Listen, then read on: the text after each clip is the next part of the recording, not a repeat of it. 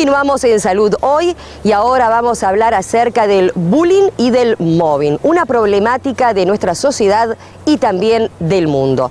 Dialogamos con la psicóloga Silvana Yaquero, que es especialista en este tema, y acerca de su comparecencia en el Poder Legislativo para tratar de crear leyes que amparen a estas personas que sufren este flagelo.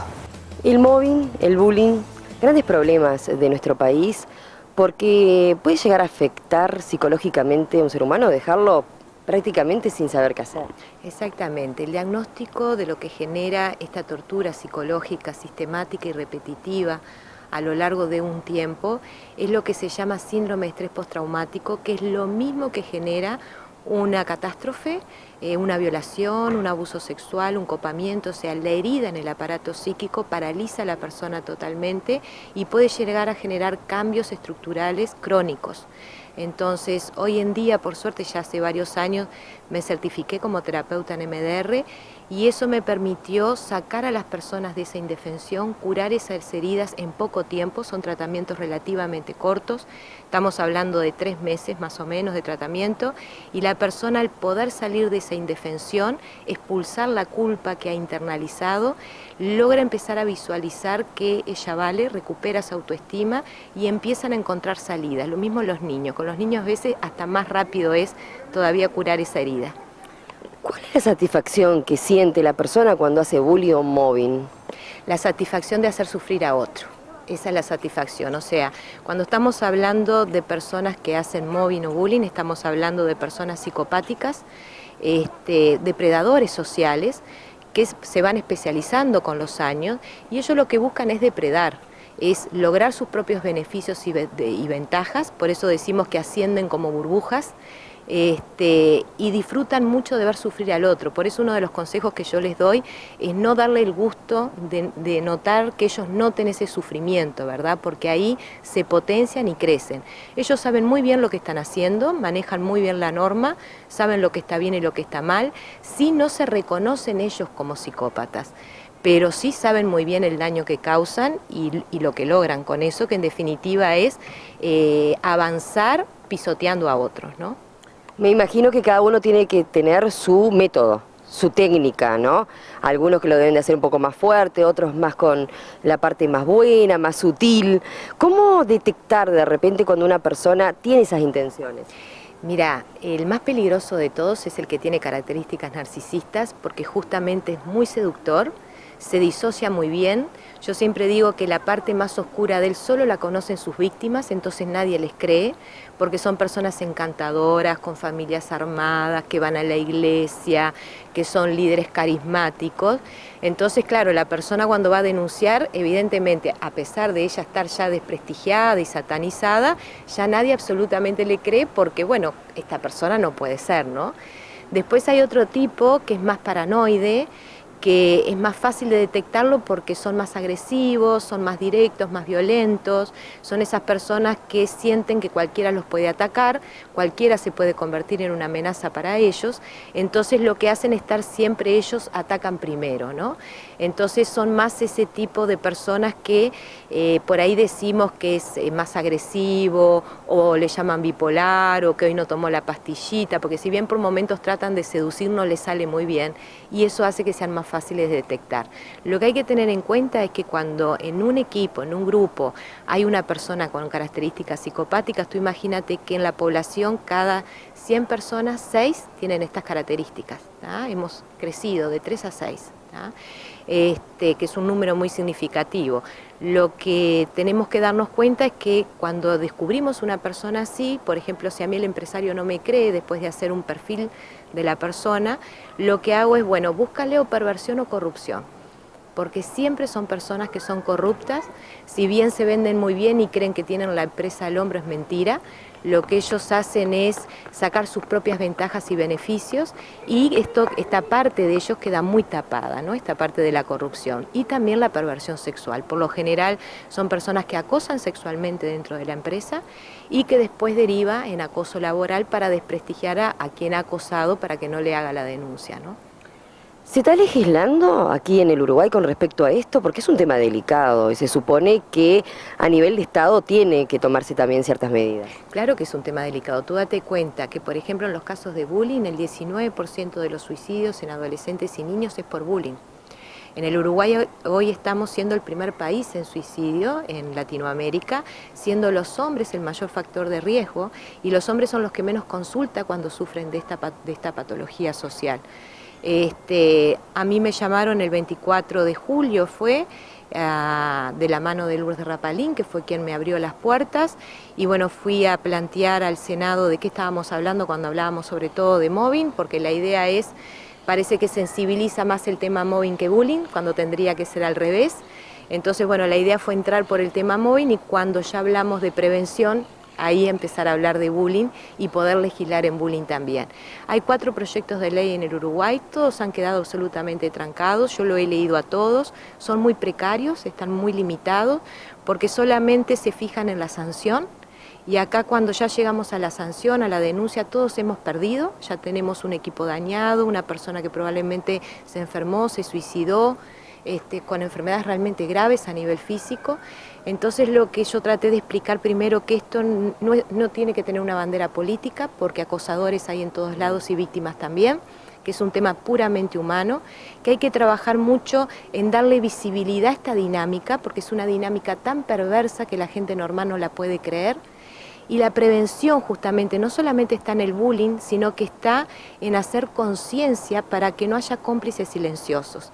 Porque cuando se da esta dinámica, que es la dinámica del chivo expiatorio, de la casa de brujas, de la satanización, lo que pasa es que el hostigador logra manipular a los demás, logra mimetizarlos, sobre todo los primeros que se mimetizan son los que juegan en quinta y quieren jugar en primera, entonces logran ahí como una ventaja de protagonismo, digamos, ¿no? Entonces, cuando nosotros decimos que hay que hacer prevención, si no hay cómplices, no hay proceso de victimización.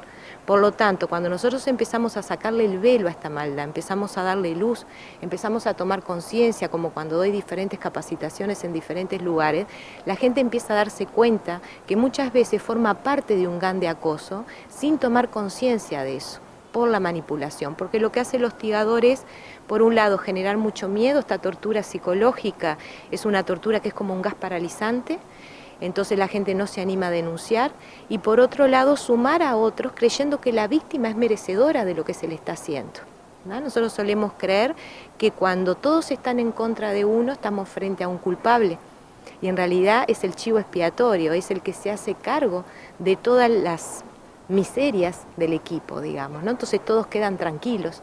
Bien, yo digo al revés, cuando todos están fanatizados con alguien que idolatran, ahí estamos frente a una personalidad psicopática, bien, porque ninguno de los dos fenómenos son naturales.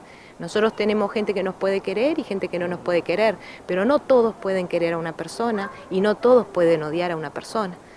Entonces, por lo tanto, cuando se legisle, por eso yo quiero estar ahí, porque justamente hay que cuidar muy bien, porque son conceptos muy grises, muy complejos, hay que tener mucho cuidado en las definiciones y en los puntos que se van a tratar para que una vez que se legisle, la violencia no se convierta en algo mucho más sutil todavía y se reorganice, y trabajar en lo que es sobre todo la prevención, a nivel de los colegios, a nivel de las empresas. Hay que medir, en Uruguay no tenemos mediciones, por lo tanto, si bien yo ya en estos 10 años ya he atendido a más de 1000 víctimas, te puedo dar mis datos desde ese lugar, pero tendríamos que medir para saber si lo que se aplica después, protocolos, capacitaciones, mediciones, realmente estamos yendo por un buen camino, ¿bien?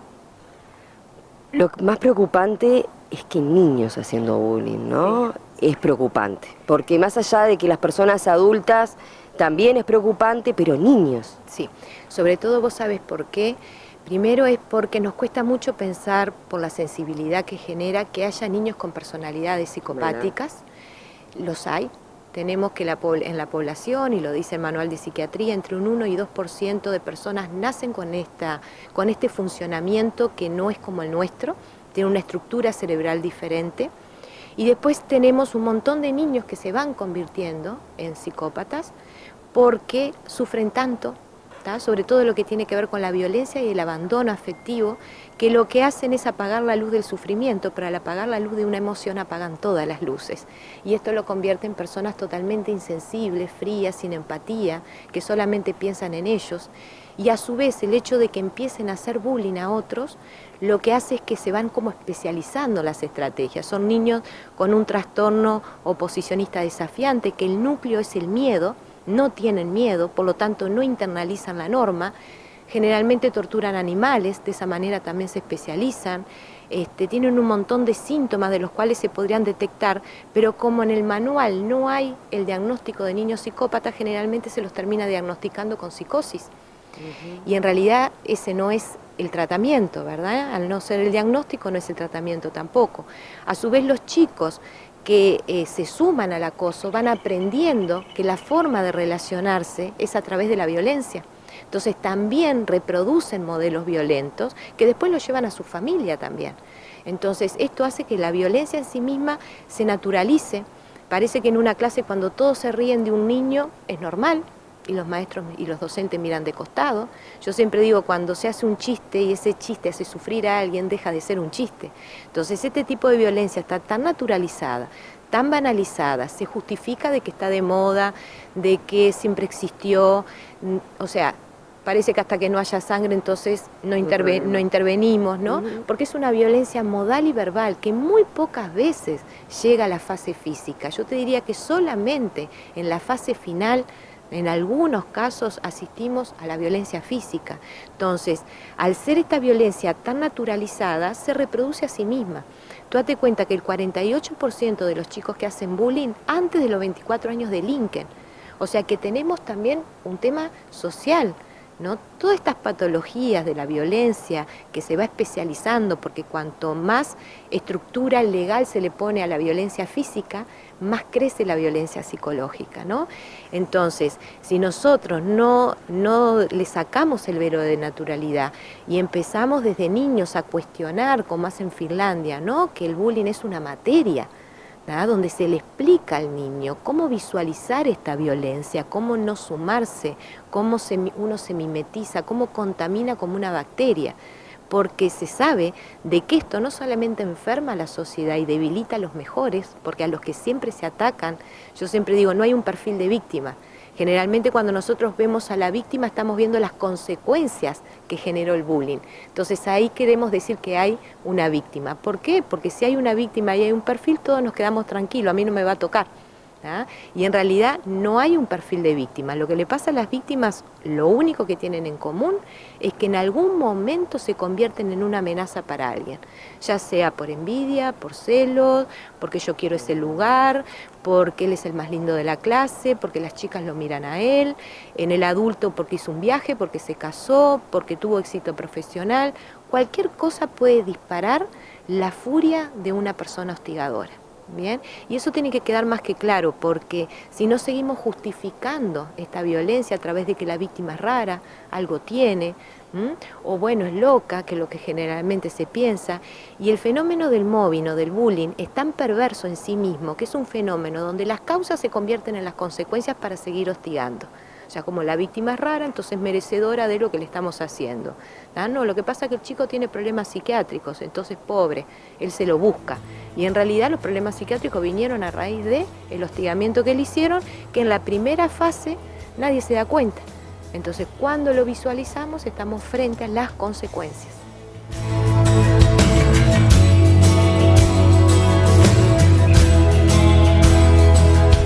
Nueva pausa y ya regresamos.